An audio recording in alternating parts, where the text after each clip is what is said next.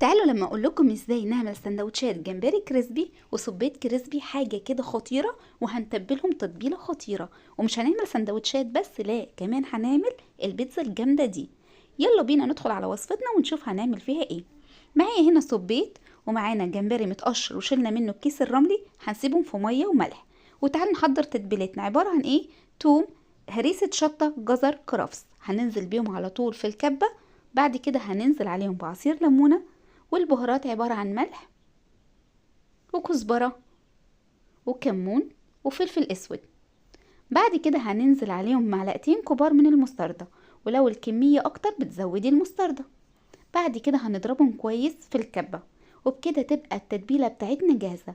وعايزة اقولكم التتبيلة دي اعتمدوها في اي نوع من انواع الاسماك المشاوي او الجمبري المشوي او اي حاجة، بس ما عدا البولتي المقلي طبعا ما بنستخدمش التتبيلة دي. هنا بقى غسلت الجمبري كويس والصبيت، وبعد كده سبتهم يتصفوا تماما من المية. بعد كده على طول هننزل بالتتبيلة الجامدة دي، وبعد كده نبدأ نقلب الكلام ده كويس علشان نتبل الحاجات الحلوة اللي معانا دي. ولغاية ما يتبلوا كده وياخدوا من طعم التتبيلة، يلا بينا على طول نحضر العجينة بتاعت البيتزا اللي معانا.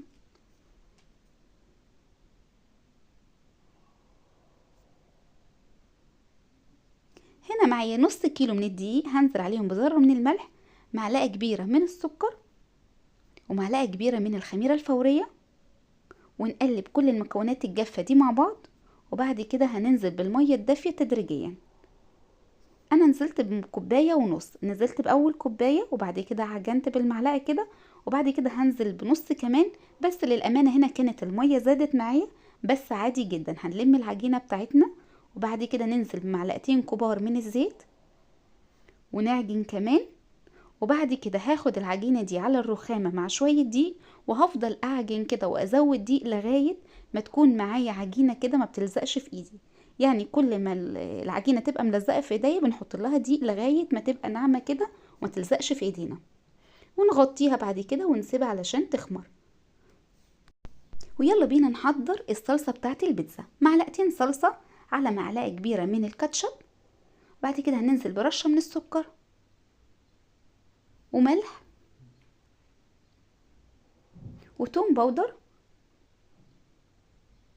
مش راضية تنزل لها توم باودر. وبعد كده هننزل ببصل باودر. وبكده هتبقى الصلصة بتاعتنا جاهزة. ويا سلام لو عندك زعتر هتبقى حكاية، انا ما كانش عندي، لو عندك حطي.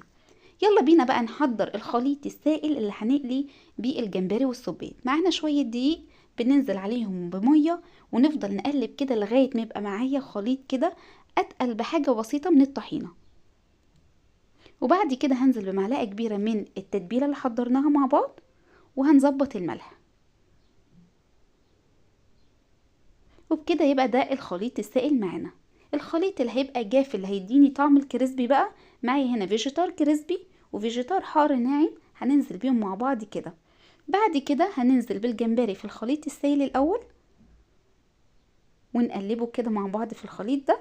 وبعد كده هننزل بالجمبري على الخليط الجاف ده الكريسبي.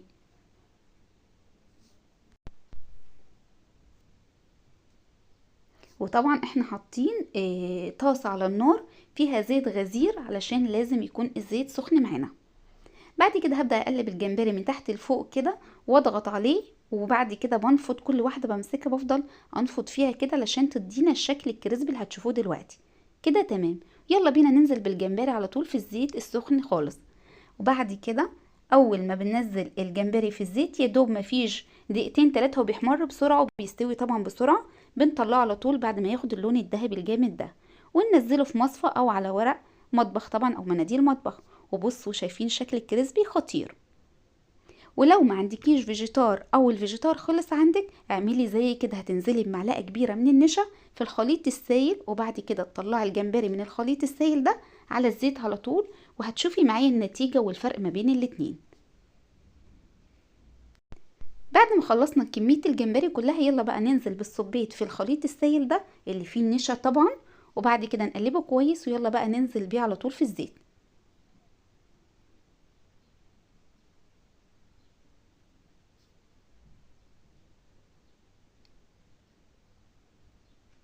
وهنا خلصنا كل الكمية. بصوا ده الكريسبي وده اللي من غير كريسبي، يعني اللي هو في النشا بس. شكلهم تحفة والطعم حكاية. والخميرة هنا كانت او العجينة كانت خمرت معانا. يلا بينا ناخدها على الرخامة نفردها بالسمك اللي انتوا شفتوه ده. بعد كده بنحطها في صينية ونخرمها بالشوكة بالشكل ده.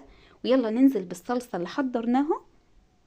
وبعد ما نوزع الصلصة كويس يلا بينا ننزل بالجمبري والصبيط. بس الاول هنا حطيت جبنة موتزاريلا صيامي، وبعد كده هحط بقى يعني ميكس ما بين الجمبري والصبيط.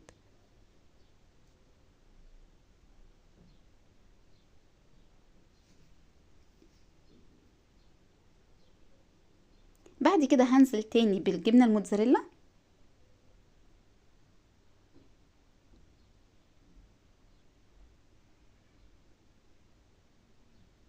وهزين الوش من فوق كده بفلفل الوان علشان يديني شكل حلو وبرضو يديني طعم حلو. وطبعا في الوقت ده بنكون مسخنين الفرن على درجة عالية. نخلص الصينية بتاعتنا ويلا بينا على طول ندخلها في الفرن.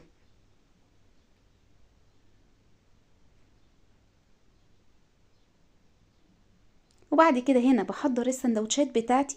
بجيب عيش فينو بحط لها خس وخيار، وبننزل بالسبيت والجمبري وننزل عليهم بالكاتشب بالشكل ده. وهنا كانت البيتزا طلعت خطيرة وحكاية. شايفين منظرها وهتشوفوا دلوقتي ازاي مستوية معايا من تحت، واخدة لون خطير. والعجينة كانت هشة وطرية وحاجة كده فوق الخيال، بجد خطيرة. وشايفين ازاي من تحت مستوية حكاية. وده بقى كان فيديو النهاردة، يا رب يكون عجبكم. ولو عجبكم اكتبوا لي كومنتات حلوة تشجعوني بيها، وياريت لايك كتير وشير كتير. وبجد كانت وصفة النهاردة حكاية. اتمنى ان كنتوا تجربوها، وهستنى تطبيقاتكم اكيد. باي باي.